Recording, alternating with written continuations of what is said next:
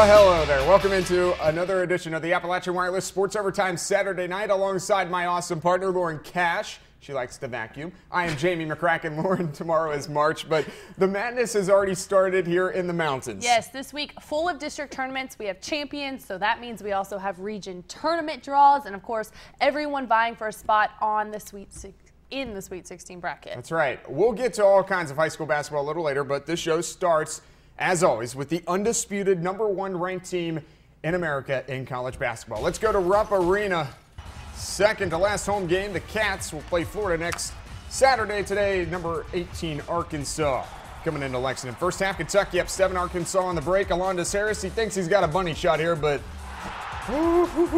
there are no bunnies. No bunnies. That's Willie Good, and that's a Willie Cauley-Stein block. Yeah, and then he gives a stare down. That stare down was pretty sweet. We'll see it a little bit later in the show as well. All right, here we go. Later, Dakari Johnson gets the rebound up ahead to Trey Lyles. Here's a dunk. There you go. Flushes it home. Kentucky up by 8. The Cats shot 48% from the field in this game. Tyler Ulis with a 3-ball of his own. 14 for Ulis. When you have all the weapons, it's hard to focus. Clearly, Arkansas drawing in on Andrew Harrison there. He kicks it out to Ulis. Still first half, Cauley-Stein in the paint, dishes it off to Devin Booker. Book with 10, Cats up 16. The fans enjoying it. Booker enjoying it. He's loving it. Later, Booker, he's going to keep enjoying it. Up to Lyles. Slam dunk. Kentucky up 42-26 at halftime recess. Second half, Lyles back inside into the paint they go. And up, and that's good.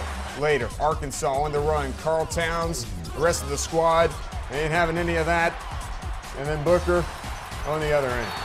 Kentucky clinches the Southeastern Conference regular season championship with the 84-67 win as we go to the Highlands Black and Blue Clinic scoreboard. 46th SEC regular season title in program history. Dakari wasn't at his best. We could play different lineups. You can play Trey at a 4. You can do all kind of different things. I thought our guard play was good. We missed some shots that I thought we'd normally make, but, you know, we were really, we withstood, you know, any kind of run. And I thought offensively, you know, 9 turnovers, 13 assists, but now all you basketball bennies, you know why you don't get as many assists in this game. Because they're trying to steal so many passes, you got to throw 1 or 2 passes and drive the ball.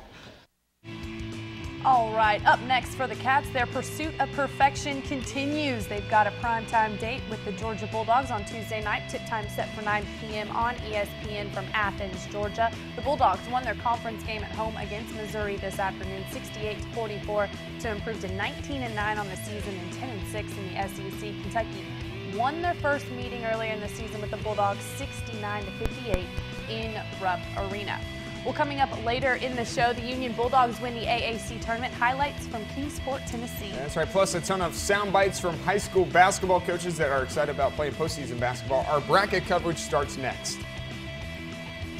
Welcome back. While most district champions were determined last night, we still had a few districts to be decided this afternoon and evening. Yes, the boys and girls 51st district championship and boys 52nd district championship games were pushed back. Thank you once again to the weather. Still finding their way in there to mess it up. But tonight we start with the boys 51st district championship going on in Pineville, Barberville, and Knox Central. You like points? We've got you a lot in this one. You like defense though? Close your eyes. Wade Lyford, layup over Chad Marcy. 2 of his 25, Tigers by 9.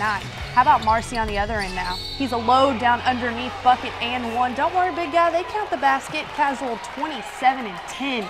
Panthers, though, down 7. Want to know who else had a decent game? That guy, Brentley Perry, silencing the crowd right there. Shut your mouth. Matthew Barger, though, sick and tired of jumpers weren't falling for him, but that layup will go. He had 15 on the night, but if Knox went on a run, Barberville answered with 1 of their own. And we go to the Highlands Black and Blue Clinic scoreboard. The Barberville Tigers get the upset win in the 51st District Championship game, 96-88. Makes the 13th region draw tomorrow that much more interesting. Yes, it does. Wow, what a score there. Girls 51st District Championship, Lynn Camp, Knox Central, the Lady Panthers. ready to go. This one was close throughout. Brianna Holland goes off the back iron, drops 2 of her 19. Lady Cats down 1 later. Lady Panthers now out in transition. The kick out to Taylor Patterson. Foul 3. She finished with 15, knocks up by 4. Tony McCombs now in the corner, drawing a triple team. You need a triple team, girl. Jeez.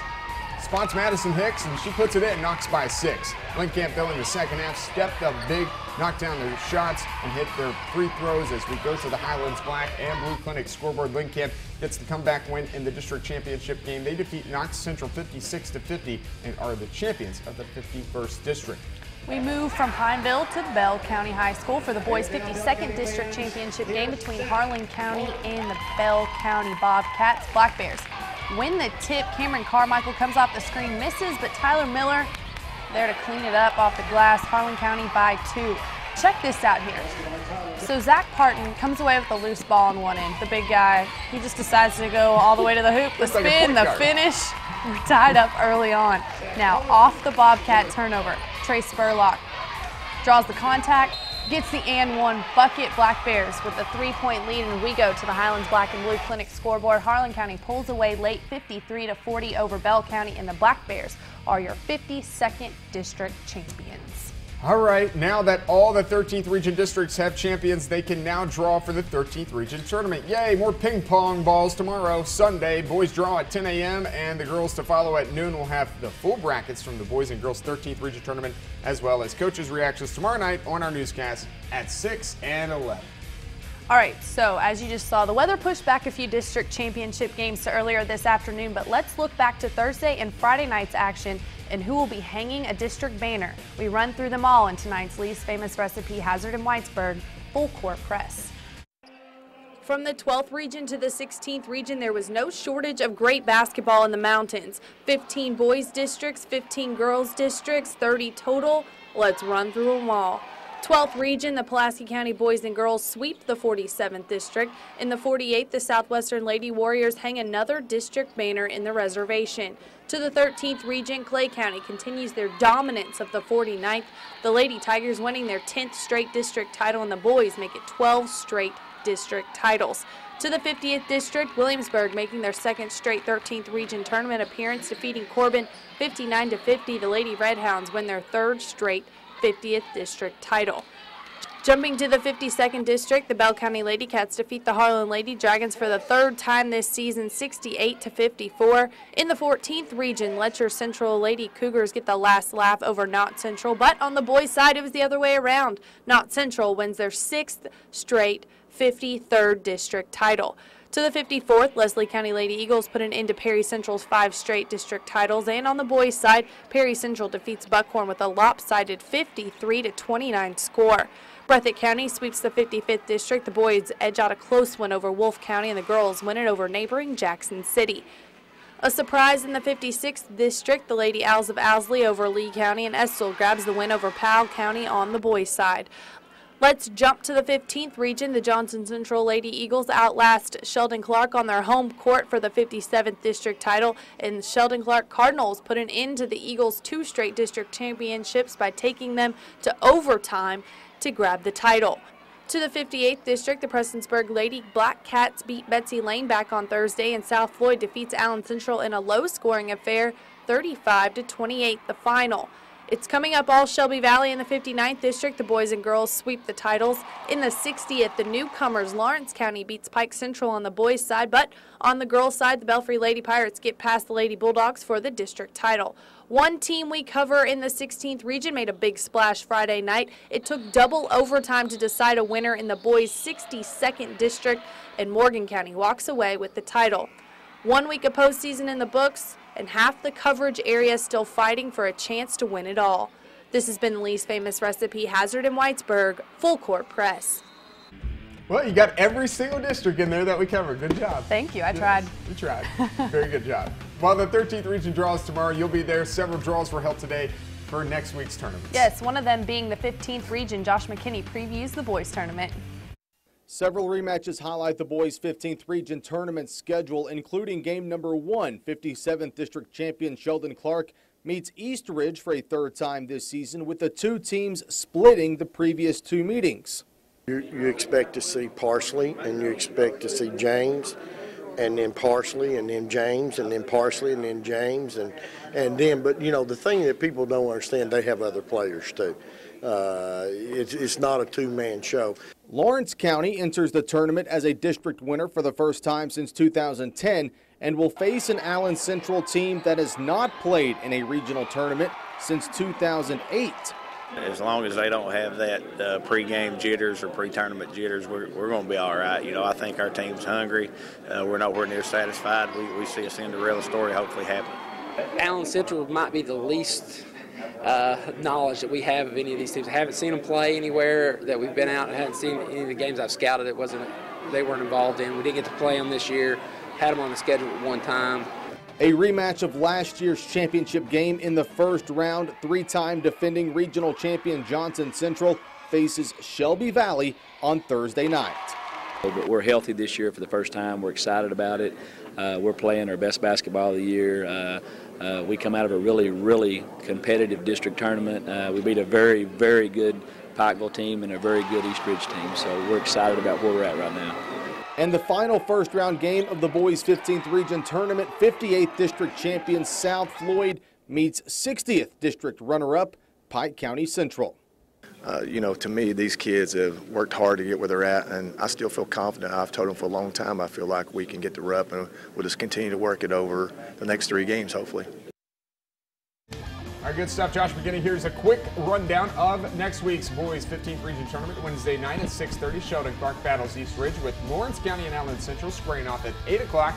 And on Thursday night, game 1 features Shelby Valley and 3-time defending champion Johnson Central with South Floyd and Pike Central following at 8. Of course, all those games will be at Eastern Kentucky Expo Center. Should be fun. Next on deck, more brackets. We'll take a look at the boys' 14th region draw. Plus, the girls' 15th region tournament starts Monday at the Expo in Pikeville. We'll check out that bracket.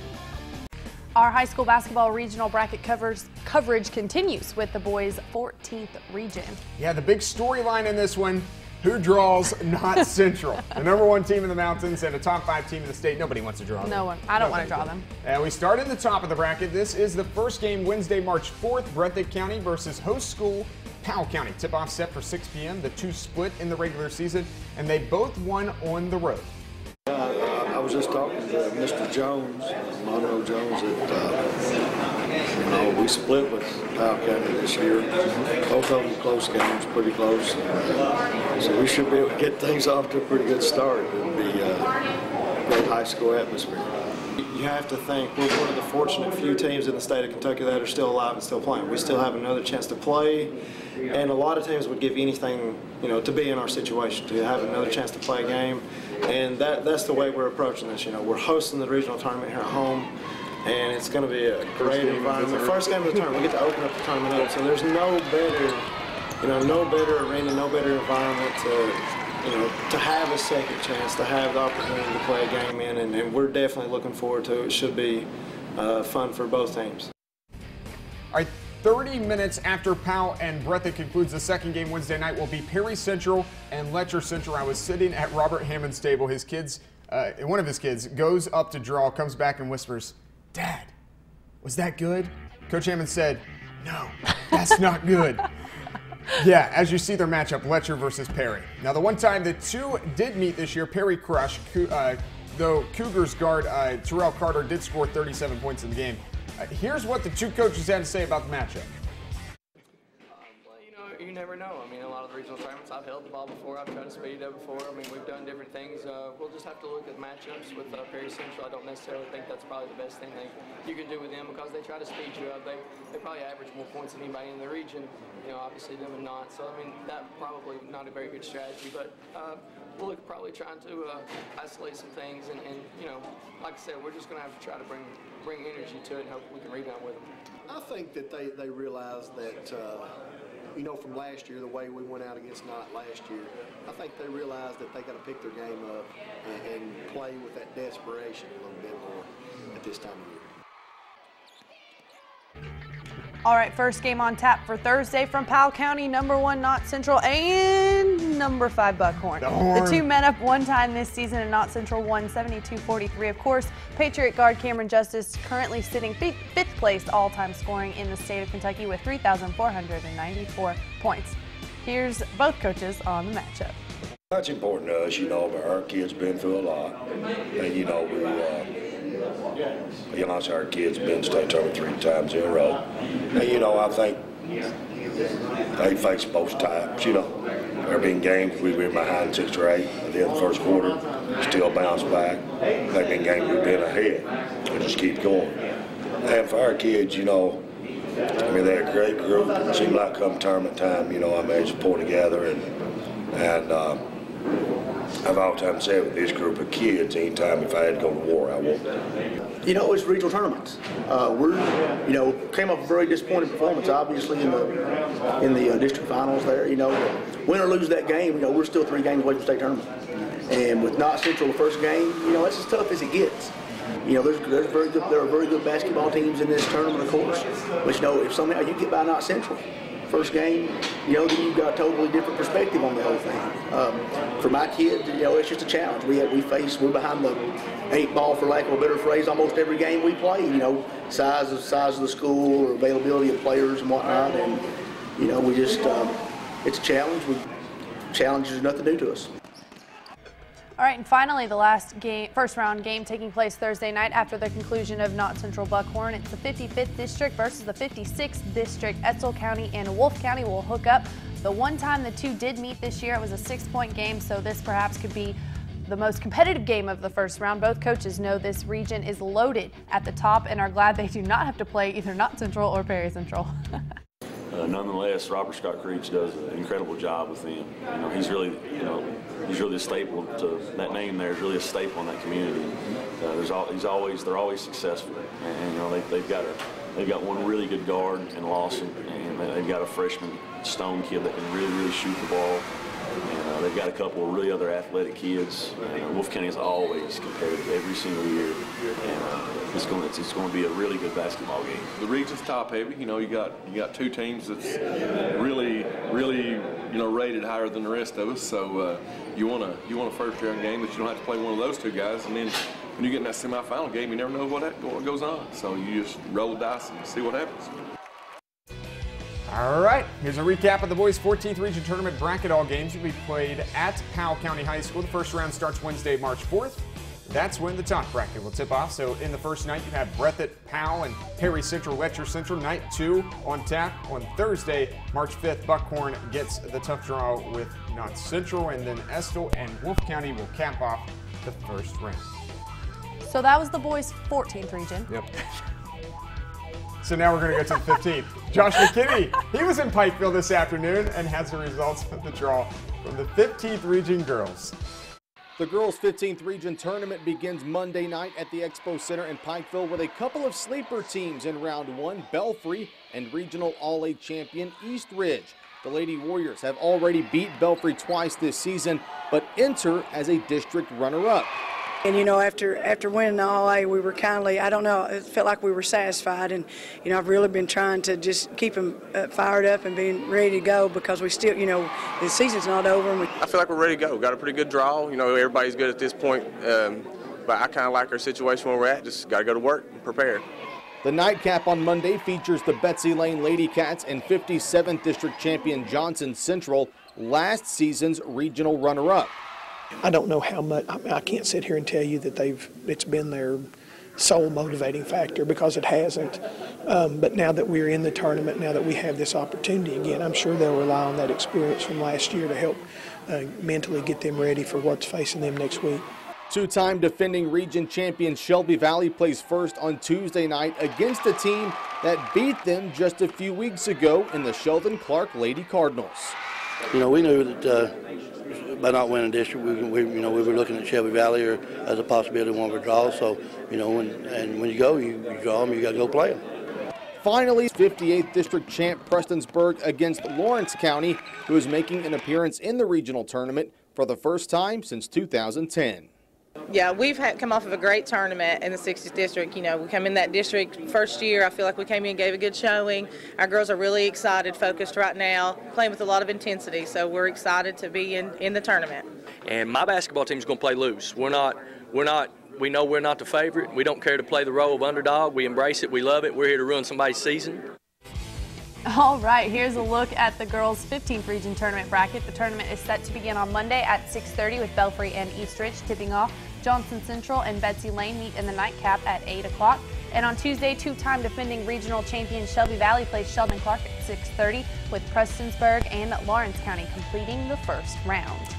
All right, coming up next on the show, we go out to Knott County where the girls' 14th region tournament will take place. Continue our bracket coverage. Yes, the 12th region may be the most loaded in our coverage area. We'll take a look at the boys and girls brackets. The girls' 14th region tournament appears to be an open tournament with several teams capable of winning. Yes, that's an understatement. Yeah. Here's what the bracket looks like. Set to begin on Monday. Game 1 of the week, Letcher County Central and Jackson City set to square off at 6 p.m. Monday night at Knott Central High School. The two teams met back in December with the Lady Cougars winning by the score of 78-56. Well, I've had a hard time getting a grasp or a grip on what my team's done this year all along. We've had a couple of setbacks physically and then a couple of setbacks just playing the way we want to play. We've practiced a little better the last little bit, and I think our intention on the court's been a little bit better. So from a coaching point, that's been encouraging for me, and getting a couple kids back and getting them back in the rotation has been encouraging to me as well. But we have to play better than what we've been playing to make a statement in the regional tournament. All right, perhaps Randy Neighbor could not have had a better draw here. The second game on Monday features defending 14th region champion Perry Central enters the tournament as a district runner-up. The Lady Commodores will play 56th district champion Owsley County. The two teams played at John C. Combs Arena 2 weeks ago with the Lady Owls squeaking out a 1-point win. But both coaches know this time around everything starts new. Yeah, we played pretty Central early, and we was lucky enough to come up with a victory. Yeah, we'll talk about the game with our team and talk about things we did good, but we'll probably look at some things that we need to work on because we made some mistakes during that ball game, and we'll try to fix those up and see if we can give them another good game. Well, I feel pretty good about our team right now. We've had our ups and downs, and it's not been a typical Perry Central year, but we have gotten better as the year went on, and we're ready for tournament time, and we've got some kids that know how to do this. So I feel pretty good going in. You know, you don't have to beat all 8 of them. You have to beat 3 of them, and my team knows that. Never doubt in Coach Napier. Seriously. On Tuesday night, game number 1 has the Breathitt County Lady Cats playing the Lady Cats of Lee County. The two teams met in the J.P. Deaton Classic in Jackson back in December, with Breathitt winning that game. Breathitt saw its season come to an end last year in the regional semifinals and has been motivated all season by that 1-point loss to Perry Central. That was definitely a heartbreaker last year. You know what I'm saying? You go out with 1 point. And this year, you bring back the majority of the kids. And, we've had a lot of injuries this year. It's been a really injury-filled season. And these kids have still answered the call, to come into this tournament, 22-7, winning the district after all the controversy and all the adversity we've been through is really a testament how hard these kids have tuned into winning. I think we're in a pretty good place. We've played well for the last couple of weeks. We got to go ahead and give ourselves a chance later on in the season here. We've hit a rough patch in January, but we've overcame that, so we hope to be playing well again. How about that hat on Wallace Bates? That's pretty sweet. I like that hat. Finally, look at this first round game, a top 10 matchup between number 3 Leslie County and the host school for the tournament, number 6 Knott Central. The two teams were scheduled to play during the final week of the regular season, but of course Mother Nature, it ruins everything.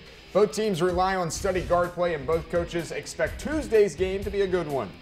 Yeah, we're at a good place right now. I felt like we played probably one of our better floor games on both ends on Thursday night against Perry Central at their home court. And, we come over here and we draw Knott Central on their home court in the region. So I feel like my kids have been prepared and been focused all year long. So I expect the same thing on Tuesday night. We just got to come in and get refocused. We had the district title was one of our goals this year, and we fell a little short last night. We've got to come in, play hard, just do 3 basic things: rebound, defense, and take care of the ball, and hopefully give Leslie a good basketball game. All right, you saw the individual matchups and heard from the coaches. Here's what the bracket looks like. Again, the tournament will be played at Knott County Central on Monday. Letcher County Central plays Jackson City at 6, and Owsley County meets defending champion Perry County Central at 7:30 p.m. The bottom half of the bracket on Tuesday, Breathitt County and Lee County get together at 6, with Leslie County and Knott County Central rounding out the first round at 7:30. All right, let's head out to the 12th region now. The girls' region tournament draw going on this afternoon at Pulaski County High School. 3 teams from our coverage area participating. The 48th District champion Southwestern faces off with East Jessamine Monday at 6 p.m. Then following that game, the 47th District champ Pulaski County gets Boyle County at 7:30. And then just to Tuesday at 7:30 p.m. for the 47th District runner-up, Somerset playing against Lincoln County. Also drawing this afternoon, the 12th region boys tournament. 2 coverage area teams participating. All games will be played at Lincoln County High School. The 47th District champ Pulaski County meets up with 45th District runner-up Boyle County Wednesday at 7:45. Then on Thursday, 48th District runner-up Southwestern faces off with former Lawrence County head coach Josh Cook and the 46th District champions Mercer County. That bracket's loaded. Phew. Well, bracket coverage for us is over. And up next, we turn our heads to the college game. Finally, get some highlights. We'll have some exciting stuff now. Louisville, Florida State, Georgia, Missouri, Union, Milligan, Moorhead, Jacksonville State. Stay with us. Highlights next. Louisville's Chris Jones was in the national spotlight this week until llamas in a single dress that caused social media to burst. Yes, quickly. Does my tie have gold in it? Blue and black. Blue and black. You are blind. All right, no Chris Jones. Rick Pitino had enough of his off-the-court nonsense and kicked him off the team. So let's do some highlights. Number 17, Louisville at Florida State. First half, Cardinals up 8. Terry Rozier. He goes through all kinds of traffic here, and then he finds his main man. That's his main bay, right? Montrezl Harrell. The alley-oop game strong. Take another look at it. Jones using the ball handling skills. Lauren Cash shakes her head at my Bay reference. Yeah, he's just a man, isn't he? He's a real man. A real man. Later, not so good. This is where Chris Jones maybe missed. This ball is stolen away by Xavier Rutan Mays. He scores. Here it is again, Quentin Snyder having some trouble. He played 29 minutes, had 3 turnovers in the game. Louisville still up 10 though. Second half we go. Harrell just continues to try to outdo himself on dunks these days. Whew. My goodness. Oh, don't do it. Oh my God. Yes, he just did it. Look at that again. 1-2 step. It just goes Air Jordan from the block.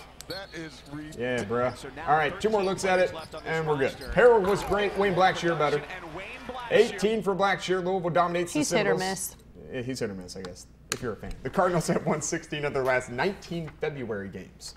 Let's head to Kingsport, Tennessee, where both Union and Milligan are in the NAIA tournament, but fighting for the title today. Bulldogs start off with an easy deuce. Deontay Johnson wide open underneath the basket. More Bulldogs here. Dominique Hagans with a steal, headed the other way, and finishes tied up at 6 early. Here comes Milligan now. Mickey Woods on the fast break, and he'd go the distance for a 2-point lead. J.D. Tucker lost to Union with Virginia Intermont in this game last year. This year, he's scoring for the Dogs.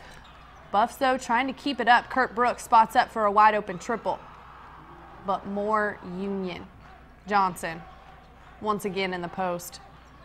Doing work. Can't handle him. We go to the Highlands Black and Blue Clinic scoreboard. Union wins 84-63, 20th win in a row for the Bulldogs. Senior day for Moorhead State. Sean Woods' team hosting Jacksonville State. Here we go. Early first half. Eagles out in transition. Senior Karam Mashur. CD-ROM. CD-ROM. By the seashore. Okay. You said it right. Yes, 2 of his 15. Then it's Kareem Story. That's easy. Like a book. 6 points, 6 assists for him. Angelo Warner wrapping up a 1,000-plus point Eagle career. MSU up 10 at the half, but blow the doors off late. Senior Chad Donley. Oh, that's a long ball. Money. Money. As the Eagles knock off the Gamecocks 87-55 on Senior Day. All right, up next, we close out our show with the play of the week. Yeah, and a look at what's ahead next week. Oh, yeah, it's our play of the week sponsored by Lincoln Memorial University. Kentucky's Willie Cauley-Stein's Willie good at blocking shots. Get that out of death my stare. If looks could kill. Yeah. Look at the stare down again. What are you doing?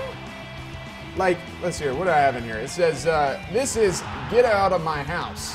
Look, yeah, get out of here. Get out of here. Get out of here. Get out of here. Congrats, Willie Cauley-Stein, our Play of the Week, sponsored by LMU.